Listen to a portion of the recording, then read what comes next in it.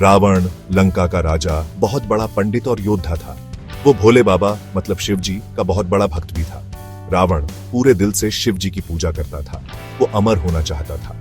वो तीनों लोकों पे राज करना चाहता था। रावण ने शिव जी को खुश करने के लिए कठिन तपस्या करने का फैसला किया। वो पवित्र कैलाश पर्वत पर गया। वो एक पैर पे खड़ा हो गया और अपने हाथ आसमान की तरफ उठा लिए। हजारों सालों तक वो गहरे ध्यान में लगा रहा। शिव जी रावण की भक्ति से प्रसन्न हुए। वो रावण के सामने प्रकट हुए। शिव जी ने रावण से वरदान मांगने को कहा। रावण ने अमृता का वरदान मांगा, लेकिन शिवजी जानते थे कि यह संभव नहीं है। उसकी जगह शिवजी ने उसे दूसरा वरदान दिया। उन्होंने रावण को आत्मलिंग दिया। आत्मलिंग एक दिव्य लिंग था। इसमें अपार शक्ति थी। यह अमृता और अजेयता प्रदान कर सकता था, लेकिन एक शर्त थी। रावण को आत्मलिंग को जमीन पर रखने की इजाजत नहीं थी। अगर वो रख देता तो यह वहीं स्थापित हो जाता। रावण इस वरदान से बहुत खुश हुआ। उसने शिवजी को धन्यवाद दिया और लंका वापस जाने के लिए निकल पड़ा।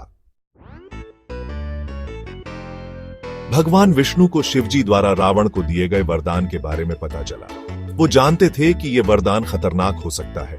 रावण आत्मलिंग के साथ अजेय हो सकता था।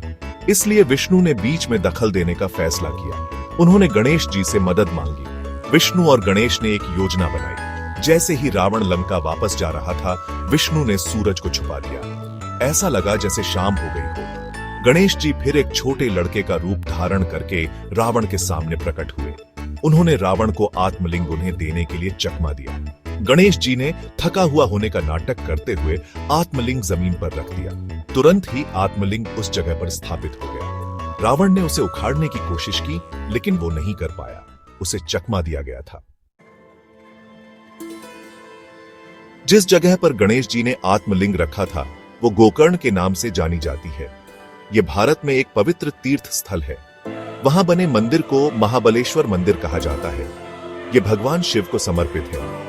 रावण और आत्मलिंग की कहानी हमें भक्ति और विनम्रता का महत्व सिखाती है। यह हमें यह भी याद दिलाती है कि सबसे शक्तिशाली व्यक्ति को भी चकमा दिया जा सकता है। यह कहानी ईश्वर की बुद्धि और कृपा का प्रमाण है।